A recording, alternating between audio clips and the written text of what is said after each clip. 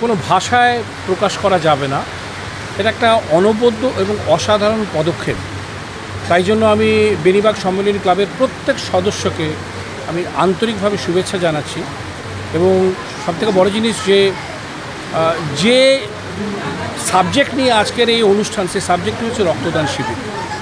রক্ত মানুষের জীবনে কতটা তাৎপর্যপূর্ণ সেটা আপনারা সকলে খুব ভালো করে বোঝেন, কারণ রক্ত ছাড়া জীবন নেই।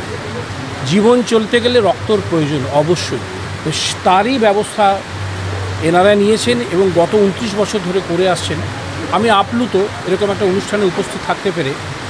এবং এই ধরনের পদক্ষেপ শুধু বেনিবাগ সম্মেলনী ক্লাবের কে দেখে আরও বিভিন্ন অঞ্চলে, বিভিন্ন পাড়ায়, প্রত্যেকটা জায়গায় শুধু কলকাতার মধ্যে নয়, অল ওভার ওয়েস্ট বেঙ্গল যেখানেই হোক, গ্রামাঞ্চলে প্রত্যেক জায়গায় এই ধরনের রক্তদান শিবির ছড়িয়ে পড়া উচিত, যাতে মানুষ উপকৃত হয়, মানুষ যেন বাঁচে।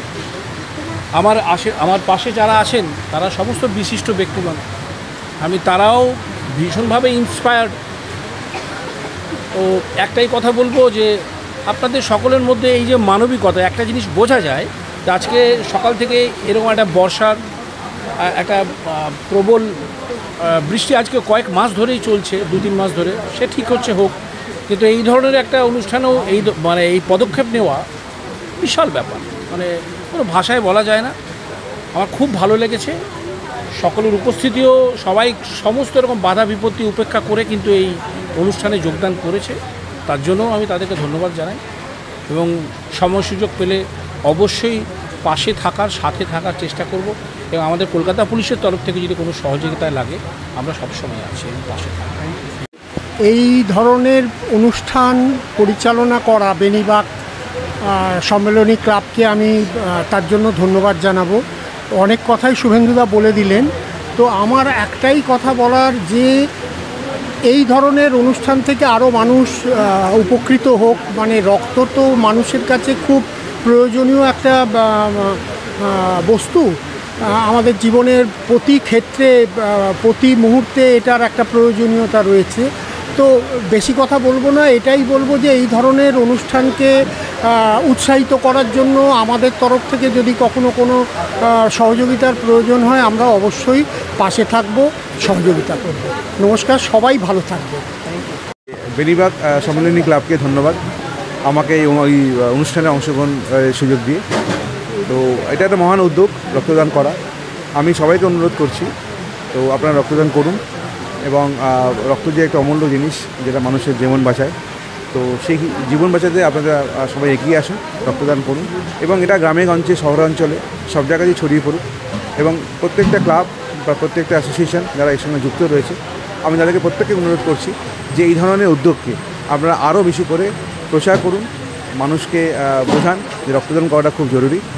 এবং অন্ততপক্ষে বছরে 2 বার আপনারা অবশ্যই রক্তদান করুন। এতে কিন্তু সমাজের এবং আপনাদের সবারই ভালো থাকবেন। ধন্যবাদ। এটুকু বলবো যে বেনিবাগ ক্লাবের সমস্ত মেম্বারদের আমার প্রণাম, যে এরকম একটা বিশেষ উদ্যোগ নেওয়ার জন্য।